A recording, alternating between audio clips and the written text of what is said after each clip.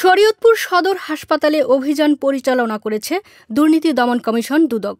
সম্প্রতি civil surgeon অফিসে নিয়োগ সংক্রান্ত বিষয়ে অভিযোগের ভিত্তিতে এই অভিযান পরিচালনা করা হয়। বুধবার সকালে 10:30 থেকে দুপুর 12:30 পর্যন্ত এই অভিযান পরিচালনা করা হয়।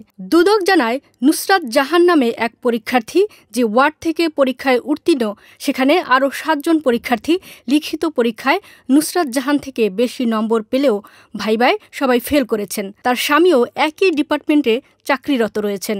তিনি তার পিতার ঠিকানা ব্যবহার করে চাকরিতে আবেদন করেছেন। এই অনিয়মের বিষয়ে বিস্তারিত কমিশনে প্রেরণ করা হবে।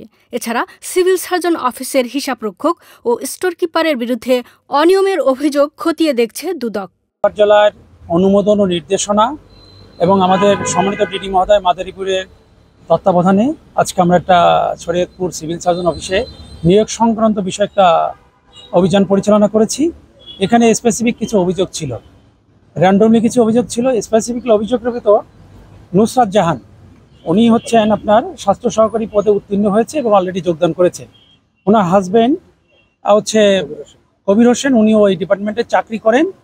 এই নুসরাত জাহান হচ্ছেন তার পিতার ঠিকানা ব্যবহার করে এখানে একটি চাকরি নিয়েছেন, যেখানে হাজব্যান্ডের ঠিকানা ব্যবহার করে নাই, কারণ একই ওয়ার্ডে দুজন হয়তো চাকরি করতে পারেন না, এরকম একটা রেস্ট্রিকশন আছে। আরেকটা বিষয় আছে যে আপনারা অবাক হবেন জানলে যে এখানে নুসরাত জাহান আলাউলপুর যে ওয়ার্ডে নুসরাত জাহান উত্তীর্ণ হয়েছে, 7 জন এখানে লিখিত পরীক্ষায় সবাই নুসরাত জাহানের চেয়ে বেশি নাম্বার পেয়েছে, কিন্তু ভাই সবাই ফেল, শুধু নুসরাত জাহান পাস। আমাদের কাছে মনে হয়েছে এখানে অনিয়ম বা দুর্নীতি হয়েছে। আমরা পরবর্তী বিষয়গুলো ডিটেলস কমিশনে প্রেরণ করব এবং কমিশন সেই অনুযায়ী আইনানুগ ব্যবস্থা গ্রহণ করবে। অন্য বিষয়গুলো আমরা খতিয়ে দেখছি। এটা আমরা এর সাথে কোনো এর পিছনে কোনো অনিয়ম, বিশেষ করে কোনো আর্থিক লেনদেন হয়েছে কিনা, বা কোনো ক্ষমতার অপব্যবহার হয়েছে কিনা, বা অন্যান্য পদে এই সংশ্লিষ্ট বিষয়ে আরও কিছু হয়েছে কিনা, আমরা এগুলো ডিটেলস দেখছি। এতটুকু। এই যে নুসরাত, তার বাবা এই জায়গায় কবির হোসেন,